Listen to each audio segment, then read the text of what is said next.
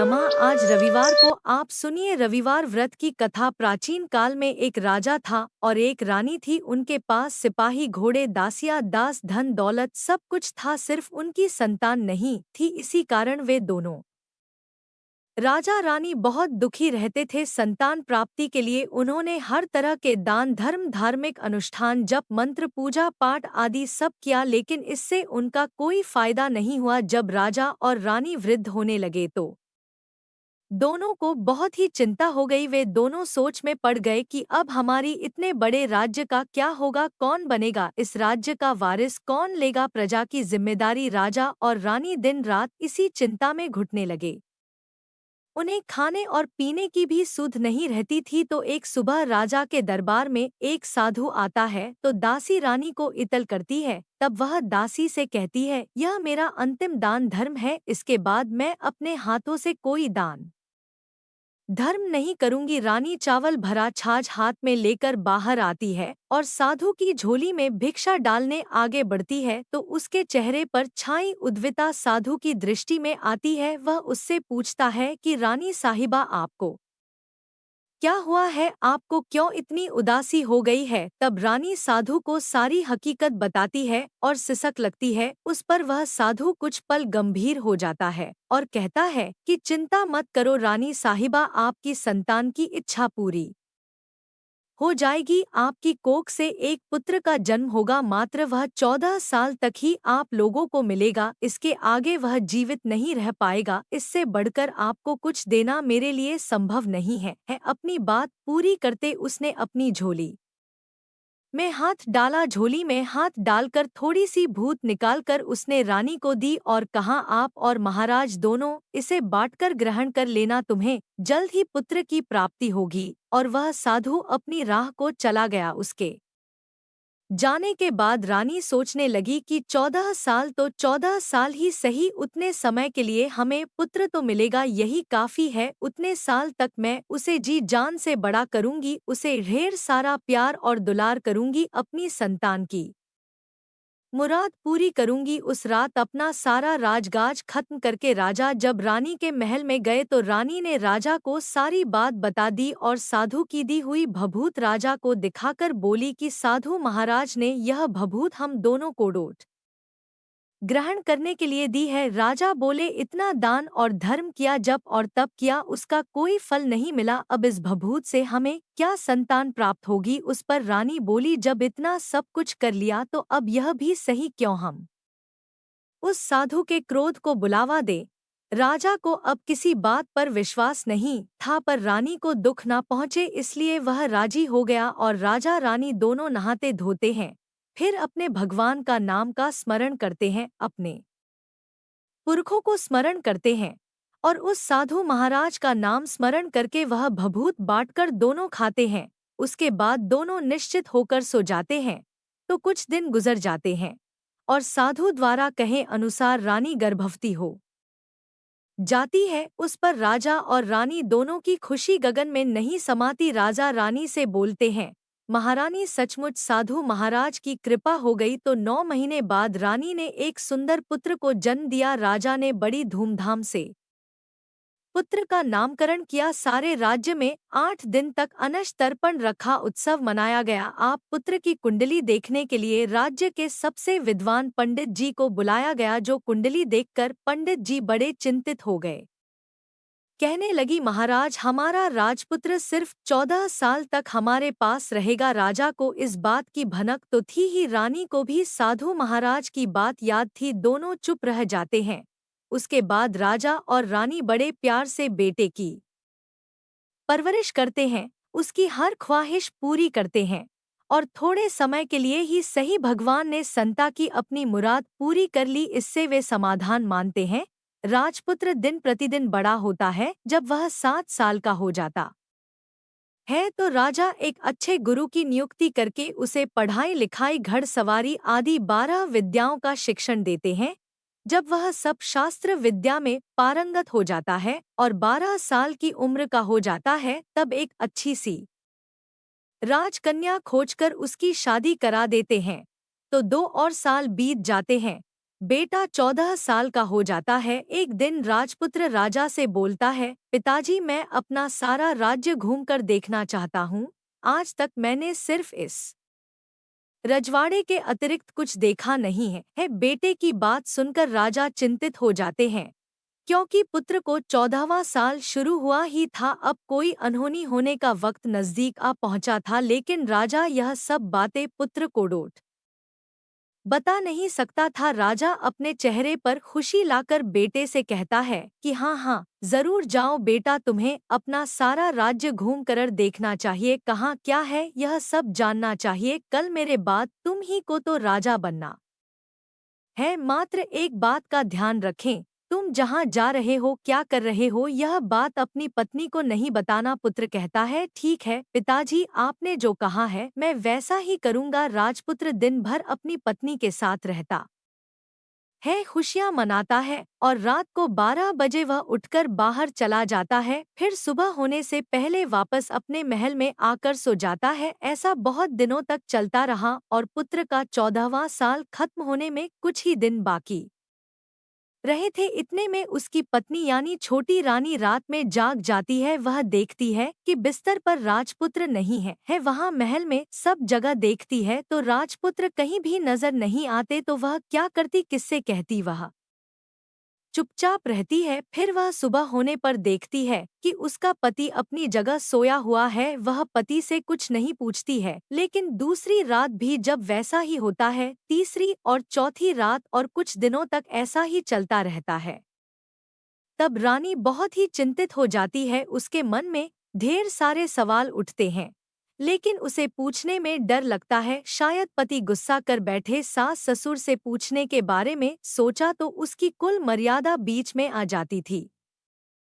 तो इस तरह वह मन ही मन घुटती रहती थी। इस हालत में उसे खाने पीने में दिलचस्पी नहीं होती थी। वह दुबली पतली हो जाती है। तो उस राज्य में फूल बेचने वाली एक बूढ़ी मालिन थी। वह हमेशा छोटी रानी को फूल देने उसके महल में आती थी। उस बुढ़िया का ध्यान छोटी रानी पर पड़ जाता है। वह उससे पूछती है, बेटी तुम्हें किस बात का दुख है? तुम इस तरह सूख कर कांटा क्यों बनी हो? उस पर रानी कहती है, क्या बताऊं तुम्हें अम्मा, तुम्हारा राजपुत्र हर रात्रि को बाहर चला जाता है और सुबह वापस लौट कर आ जाता है। वह कहाँ जाता है, क्या करता है, यह सोच सोच कर मैं अन्न जल ग्रहण नहीं कर पाती हूँ और सूख सूख कर इस तरह कांटा बन रही हूँ। बुढ़िया सब बात सुनकर उसे एक उपाय बता है कि बेटा ऐसा करना, आज रात को तुम सोना मत, उसके पीछे जाकर देखना कि वह कहाँ जाता है, क्या करता है, और उसकी अच्छी तरह से पहरेदारी करना। तो छोटी रानी बोली कि अगर मुझे नींद आ गई तो बुढ़िया बोली कि तुम्हें नींद ना आए इसलिए एक काम करना, अपने बाएं हाथ की उंगली में एक जख्म कर देना, उस पर थोड़ी सी मिर्ची छिड़कना, उससे तुम्हें बड़ी जलन होगी और उस पीड़ा से तुम्हें रात भर नींद नहीं आएगी। रानी बुढ़िया की कहे अनुसार वही करती है। उंगली की जलन से उसे बड़ी देर तक नींद नहीं आती, लेकिन बाद में वह सो जाती है। दूसरे दिन सुबह बुढ़िया फूल लेकर उसके महल में पहुंचती है और पूछती है, क्या हुआ बेटी, क्या तुम देख पाए कि पति कहाँ जाता है? रानी कहती है, नहीं अम्मा, पहले कुछ समय जलन के कारण मुझे नींद नहीं आई, पर कुछ देर के पश्चात मैं सो गई। बुढ़िया कहती है, कोई बात नहीं, आज तुम उंगली पर पहले से थोड़ा बड़ा जख्म करना और ज्यादा मिर्च लगाना। तो रानी ने वैसा ही किया, परंतु वह सिर्फ पति को बाहर निकलते हुए देख पाती है, उसके पीछे नहीं जा सकती क्योंकि उसे फिर से नींद आ जाती है। दूसरे दिन सुबह बुढ़िया आती है तो उसके पूछने से पहले ही रानी रोकर कहती है, अम्मा मैं आज भी उसकी पहरेदारी ठीक तरह से नहीं कर पाई। बुढ़िया कहती है, रोना नहीं बेटी, सब कुछ ठीक हो जाएगा। तुम आज रात जख्म और बड़ा करना और उस पर ज्यादा मिर्ची लगाना, और एक काम करना कि जब वह जाने के लिए निकलता है तब उसका रास्ता रोकना। बुढ़िया ने जैसा बताया रानी ने वैसा ही किया। आज रात उसे नींद नहीं आती है। पति जब रात को महल से निकलने के लिए चलने लगता है तो वह बुढ़िया ने जैसा बताया वैसे ही करती है। दौड़कर जाकर पति का रास्ता रोकती है और कहती है, कहाँ जा रहे हो, किससे मिलने जा रहे हो, मुझे बताओ। राजपुत्र उसे समझाने की बहुत कोशिश करता है, देखो अगर मैंने तुम्हें यह बता दिया तो मैं तुम्हें दोबारा नहीं मिल पाऊंगा। रानी कहती है, कोई बात नहीं, ना मिल पाओ, लेकिन आप रात के समय कहाँ जाते हो यह मुझे बता दो। राजपुत्र निरुपाय हो जाता है, पत्नी की जिद के आगे उसकी एक नहीं चल पाती। ठीक उसी समय उसका 14वां साल खत्म हो रहा होता है, साल लगने वाला होता है। जो होता है वह हो जाने दो, यह सोचता है और कुछ चावल मंत्रों से सिद्ध करके पत्नी को देकर कहता है कि इन चावल के दानों को हाथ की मुट्ठी में पकड़ना, पहले दाएं हाथ में पकड़े चावल मेरे ऊपर फेंकना, मैं कौन हूँ तुम्हें पता चल जाएगा। बाद में बाएं हाथ में पकड़े चावल मेरे ऊपर फेंकना, मैं जैसा था तुम्हें मिल जाऊंगा, लेकिन यदि तुम बाएं हाथ के चावल मेरे ऊपर फेंकना भूल गई तो मैं तुम्हें कभी नहीं मिल पाऊंगा। रानी ने कहा, नहीं भूलूंगी। रानी बड़े आत्मविश्वास के साथ यह कहकर दाएं हाथ में पकड़े चावल पति के ऊपर फेंक देती है तो राजपुत्र एकदम एक विशाल घोड़ा बन जाता है, एकदम उम्दा सफेद गर्दन पर लंबी अयाल। देखते देखते वह तेजी से दौड़ने लगता है। रानी उस घोड़े को एकदम बहुत चक्की होकर देखने लगती है और पति ने बाएं हाथ के चावल फेंकने की जो बात कही थी वह भूल जाती है। उसकी आंखों के सामने घोड़ा महल से बाहर निकल कर चला जाता है। घोड़ा जो महल से बाहर जाता है तो वापस नहीं आता। अब रानी को बड़ा पश्चाताप हुआ, वह स्वयं को कोसने लगती है, लेकिन अब उसका कोई फायदा नहीं होने वाला था। राजपुत्र अब वापस नहीं आने वाला था। सुबह होते ही महाराजा को सब बात पता चली। उन्हें बहुत दुख होता है। वे बिस्तर पकड़ते हैं और राह देखते हैं कि एक दिन उनका बेटा वापस आ जाए। इस तरह 1 महीना गुजरता है, 3 महीने गुजरते हैं, आखिर 6 महीने पूरे हो जाते हैं। राजपुत्र का कोई अता पता नहीं चलता। प्रधान राजपुत्र को ढूंढने के लिए राज्य के गांव-गांव सिपाही भेजता है, लेकिन उन्हें कोई सफलता नहीं मिलती। इधर रानी अपनी हट के कारण पति गायब हो गया है यह सोचकर स्वयं को मन ही मन कोसती है और प्रण लेती है कि कुछ भी करके पति को ढूंढ कर लाएगी और उसे वापस घर लेकर आएगी। एक दिन सुबह उठकर सास ससुर के महल में जाती है और कहती है कि मैं अपने पति की खोज में जा रही हूँ। महाराजा को और क्या चाहिए था, कुछ भी करके उनका बेटा उन्हें वापस मिलने चाहिए था। वे बहू को जाने की अनुमति देकर कहने लगे, बेटी तुम्हें जो चाहे वह करो, जहाँ जाना है वहाँ जाओ, लेकिन हमारे बेटे को वापस लेकर आओ। अब रानी अपना शाही भेष बदलकर एक से ठानी बन जाती है। कुछ दासिया को, कुछ नौकरों को साथ ले लेती है, कुछ सामान साथ ले लेती है और राज्य की सीमा पर जाकर वहां एक भोजनालय खोल देती है। वहां आने वाले सब यात्रियों को खाना मुफ्त में देने लगती है। मात्र एक शर्त रखी कि खाने वाले को उसकी देखी हुई कोई अजीब चीज उसकी मालकिन को यानी राजकन्या को बतानी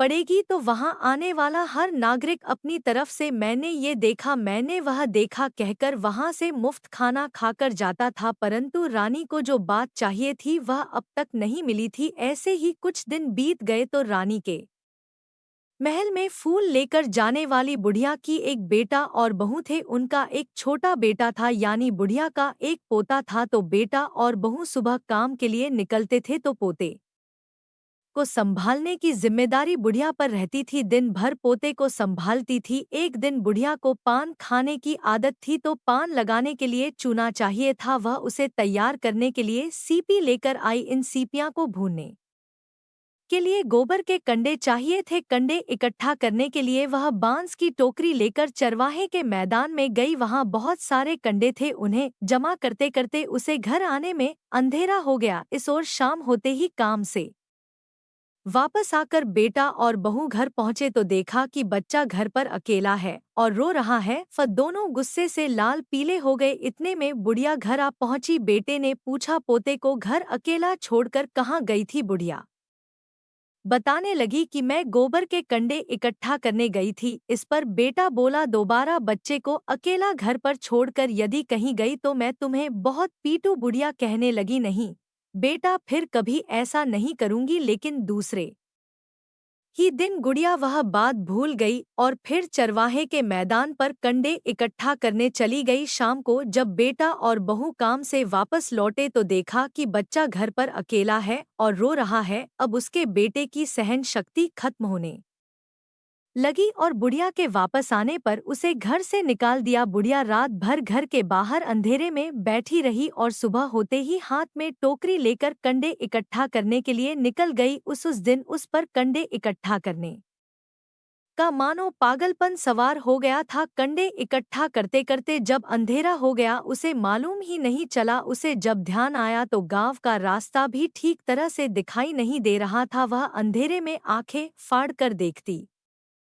देखती किसी तरह आगे निकल पड़ी तो एक कपिला गाय छन छन की आवाज करते गली की घंटी बजाते ठुमक कर उस मैदान पर आ गई। उसे देखकर बुढ़िया सोचने लगी कि इस गाय के पीछे पीछे जाऊंगी तो गांव तक पहुंच जाऊंगी। तब बुढ़िया उसके पीछे पीछे जाने लगी। वह गाय उस मैदान से लेकर एक एक करके 6 मैदान पार करती है। आखिर में वह 7वें मैदान तक पहुंचती है तो क्या होता है कि उस मैदान पर एक बड़ा सा पत्थर है। गाय जाकर उस पत्थर को अपना सींग मारती है। जब गाय ने सींग मारा तो वह पत्थर दूर हट गया और पाताल में नीचे जाने की सीढ़ियां दिखाई देने लगी। तब वह गाय उन सीढ़ियों से नीचे जाने लगी। बुढ़िया वह सब देख रही थी और झट से जाके गाय की पूंछ को पकड़ लिया। वह गाय के साथ नीचे पाताल में पहुंच गई और तुरंत ही गाय की पूंछ छोड़ दी और इधर-उधर देखने लगी। उसने देखा कि वहां दीप और दिए जलते हैं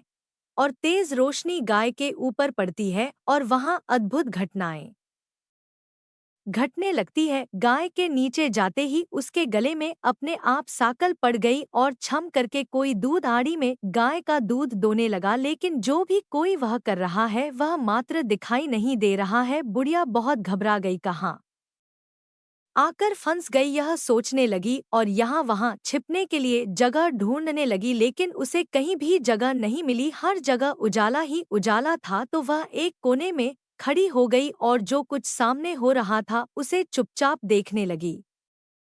उसने देखा कि वहां एक उम्दा सफेद घोड़ा और 2 कुंड थे। उसमें से एक कुंड में उस घोड़े ने छलांग लगाई और ऊपर आ गया और उस घोड़े को अब राजपुत्र का रूप प्राप्त हो गया। उसने दूसरे कुंड के पानी में स्नान किया, वहां रखे नए कपड़े पहने और नजदीकी एक सुंदर पलंग था उस पर आकर वह बैठ गया। उसके सामने अपने आप 5 पकवानों की थाली आ गई, दूध की एक प्याली भी आ गई, पास सुपारी आ गई। उसके सामने एक दिया जलता रहा और राजपुत्र ने खाना खाया, पानी पिया, पान सुपारी खाई और बिस्तर पर लेट जाने से पहले सूर्यदेव का स्मरण करके सामने जलते हुए दिए से पूछा, है दीपंकर मेरे माता पिता क्या कर रहे हैं?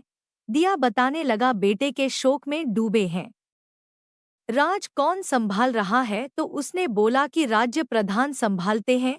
उसने पूछा कि मेरी पत्नी क्या करती है? तो दिए ने बोला कि उसने चौराहे पर भोजनालय शुरू किया है और आते जाते लोगों से वह नई खबर के बारे में पूछती रहती है। दिए के यह कहते ही राजपुत्र कहने लगा कि ठीक है। उसके बाद वह सो गया। बुढ़िया कोने में खड़ी हुई सब देख रही थी। ऐसी अद्भुत घटना उसने जिंदगी में पहली बार देखी थी। उसे अंदर ही अंदर चुलबुला होने लगी। वह अपनी भूख प्यास भूल गई और आगे क्या होता है कि उसे उत्सुकता से देखने लगती है। लेकिन उसके बाद और कुछ घटनाएं नहीं घटती। रात गुजर गई और सुबह हो गई। पलंग पर सोया हुआ राजपुत्र उठा और फिर से पहले वाले कुंड में छलांग लगाई तो अब वह फिर से घोड़ा बनकर कुंड से बाहर आ गया। वह तेजी से उच्च पाताल नगरी से बाहर निकल गया। लेकिन वह कहाँ गया बुढ़िया को कुछ पता नहीं चला। उसके बाद पिछली रात की तरह कोई उस गाय को छम-छम करके दूध दोने लगा। जैसे ही दूध दोहना खत्म हुआ उसके गले की साकल अपने आप खुल गई और वह गाय तेजी से ऊपर जाने लगी, सीढ़ियों की ओर भागने लगी। गाय को दौड़ता देखकर बुढ़िया सोचने लगी कि अब गाय के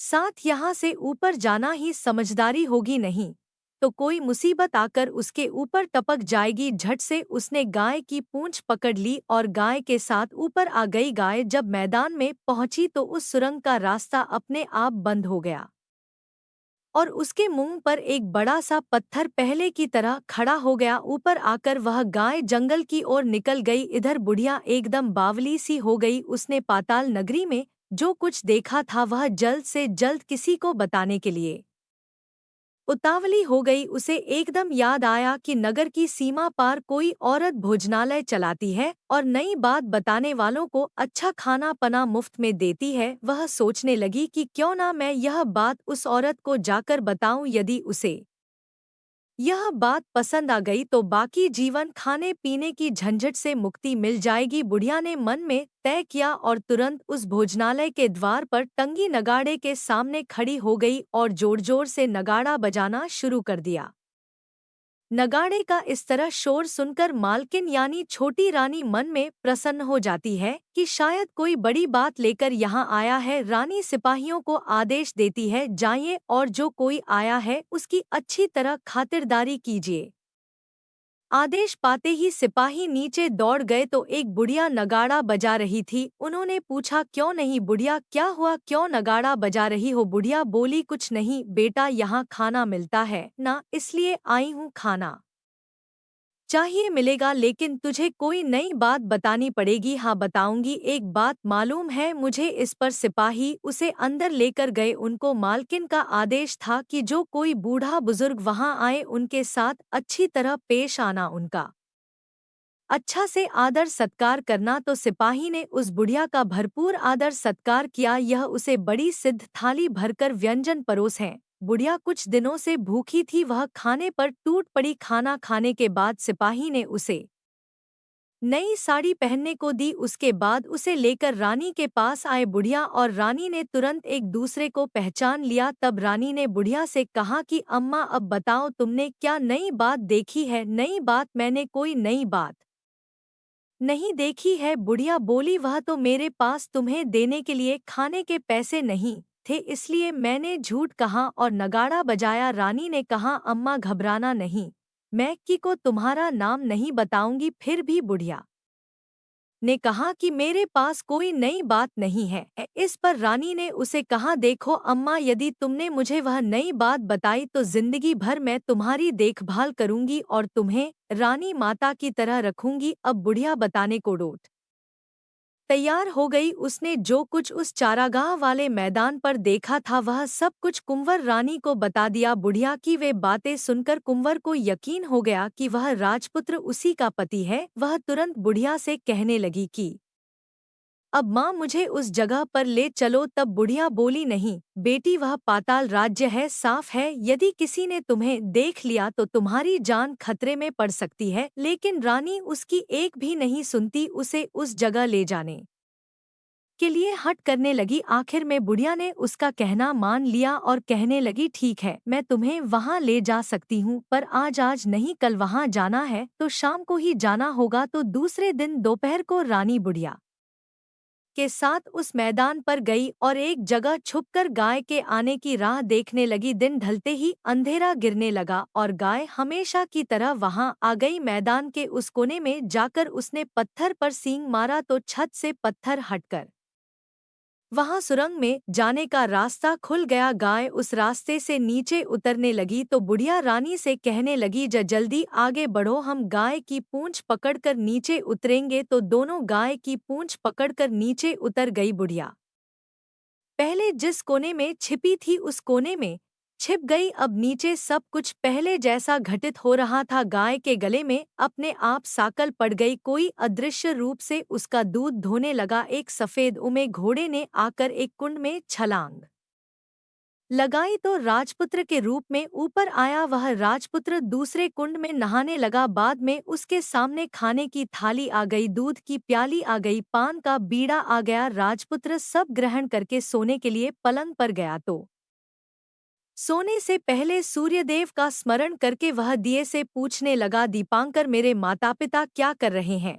तो दिया कुछ जवाब नहीं देता बल्कि वह बुझने लगता है। तब राजपुत्र को कुछ घटित हुआ है इसका संदेह हो गया। वह उदास हो गया और जो कुछ हुआ है वह हो जाने दो, ऐसा सोचकर फिर से बिस्तर पर लेट गया। अब रानी का संयम छूट गया। वह दौड़कर पति के पास गई और उसके पैर पकड़ने के लिए आगे बढ़ने लगी। राजपुत्र तुरंत ही पत्नी को पहचान गया वह छत से पीछे हट गया और चिल्लाने लगा, नहीं नहीं, मुझे मत छूना, सर्वनाश हो जाएगा। रानी दोनों हाथ जोड़कर पति से अपनी भूल स्वीकार करने लगी, स्वामी मुझसे भूल हो गई, मुझे आपसे नहीं पूछना चाहिए था कि आप रात को कहाँ जाते हो, मैं अपनी भूल स्वीकार करती हूँ।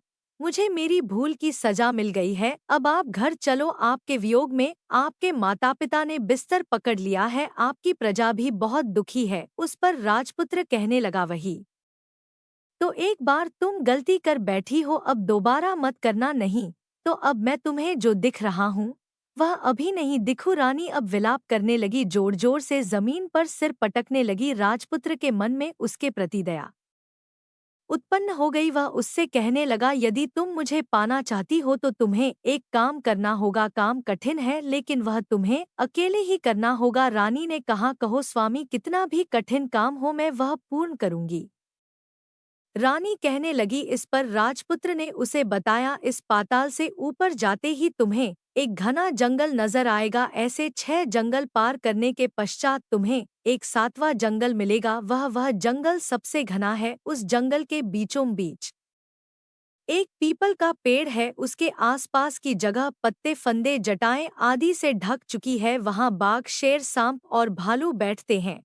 तुम्हें उन सबको भगाकर वह जगह साफ करनी है, उसको गोबर से लिपाई करके पवित्र बनाना है, रंगोली से सजाना है, उसके बाद वहां धूप कपूर अगरबत्ती जलानी है, फूल और कुमकुम से पेड़ की पूजा करनी है, दूध और दही से बने चावल का भोग चढ़ाना है। यह सब तुम्हें दोपहर को 12 बजे से पहले करना है। 12 बजने के समय तुम्हें उस जगह पर बैठकर सूर्य भगवान का ध्यान करना है। ठीक 12 बजे सूर्य भगवान का रथ वहां उतरेगा, वे सब देखकर खुश हो जाएंगे और कहेंगे कि जिस किसी ने भी यह सब किया है उसे मैं मनचाहा फल दूंगा, तो तुम सामने जाकर उसके रथ का दाहिना घोड़ा मांगना, मैं तुम्हें मिल जाऊंगा। इतनी बात कहकर राजपुत्र अपने पलंग पर सो गया और छोटी रानी भोर होने की राह देखने लगी। भोर होते ही वह बुढ़िया के साथ गाय की पूंछ पकड़कर ऊपर आ गई। ऊपर आने के बाद वह बुढ़िया से कहने लगी, अम्मा अब मैं अकेले ही आगे जाऊंगी, तुम भोजनालय वापस चली जाओ। वह जंगल में जाकर राजपुत्र की बताई जगह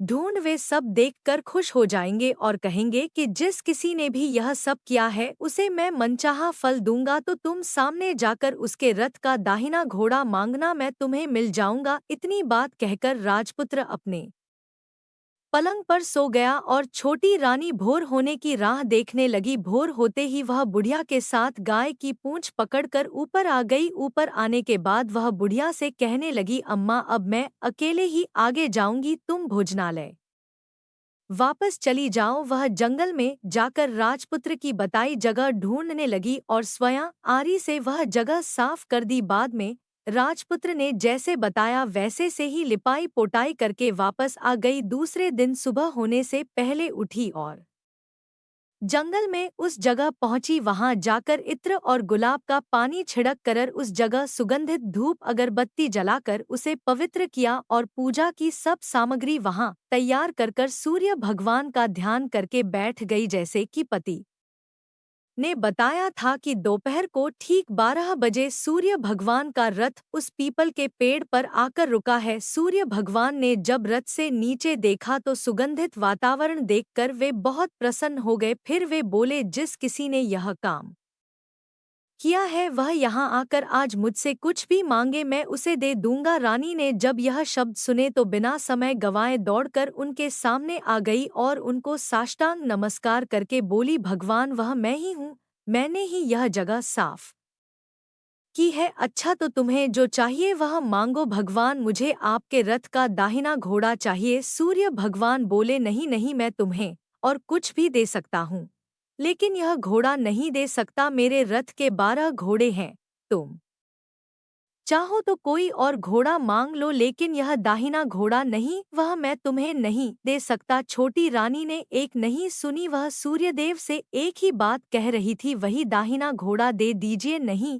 तो मैं आपके पैरों में गिरकर अपनी जान दे दूंगी। अब सूर्यदेव धर्म संकट में पड़ गए। उन्होंने वचन दे दिया था, अब अपने वचन से पलट भी तो नहीं सकते थे। ठीक है, दे दिया तुम्हें घोड़ा, सूर्यदेव ने कहा। फिर एक बात और भी कही, देखो मैंने तुम्हें घोड़ा तो दे दिया है, लेकिन वह तुम्हें यहाँ नहीं मिलेगा, तुम्हें उसे पाताल में जाकर लाना होगा। रानी बोली, पाताल में ही क्यों भगवान, मैं उन्हें पाने के लिए कहीं भी जा सकती हूँ। रानी को वचन दे।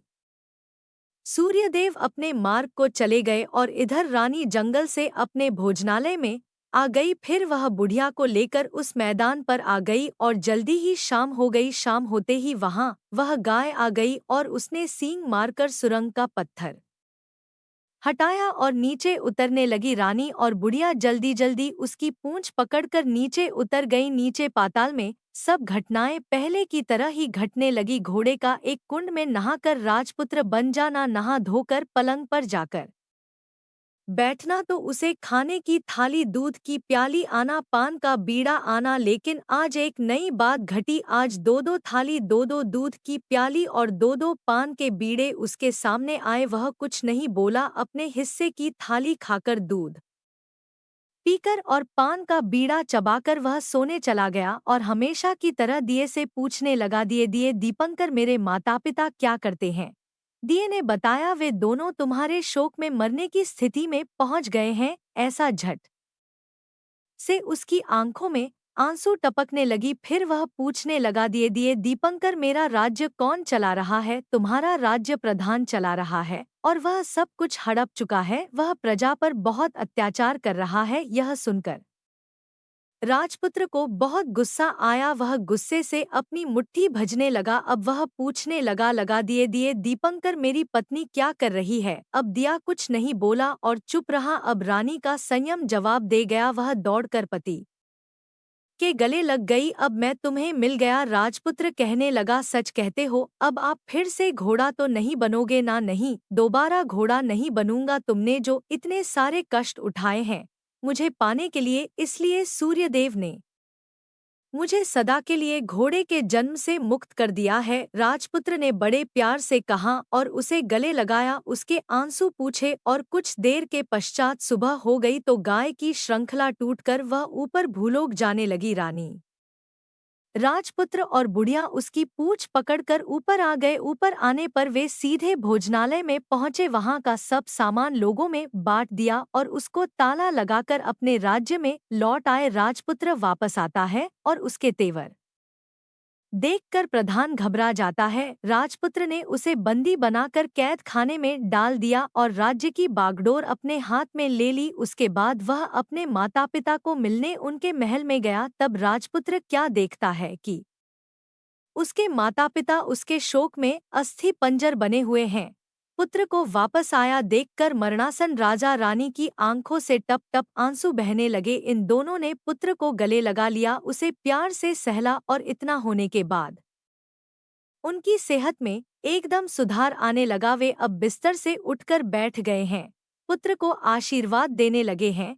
राजपुत्र के आने की खबर तुरंत ही राज्य में फैल गई। प्रजा खुशी से फूली नहीं समाई। प्रजा जन राजमहल के सामने इकट्ठा हो गए। राजपुत्र ने भी उन्हें दर्शन दिए और आज से उन्हें कोई दुख नहीं पहुंचाएगा, ऐसा बच भी दिया। अब राजा अपने पुत्र का राज्याभिषेक करके उसे सिंहासन पर बिठा है और बहू को महारानी का दर्जा देता है और स्वयं अपनी पत्नी के साथ ईश्वर स्मरण करते खुशी से दिन बिताता है। महाराजा बना राजपुत्र अच्छी तरह से राज्य चलाने लगा और अपनी पत्नी के साथ सुख शांति से जीवन बिताने लगा। उस बुढ़िया को रानी ने अपने ही पास रख लिया और उसकी अच्छी तरह से देखभाल करने लगी। बुढ़िया और उसके बुढ़ापे के दिन खुशी से गुजरने लगे। प्रेम से बोलिए सूर्य नारायण भगवान की जय। आपको आज की कथा पसंद आए तो वीडियो को लाइक करना मत भूलिए, शेयर कीजिएगा, कमेंट में भगवान श्री सूर्य नारायण की जय लिखिए और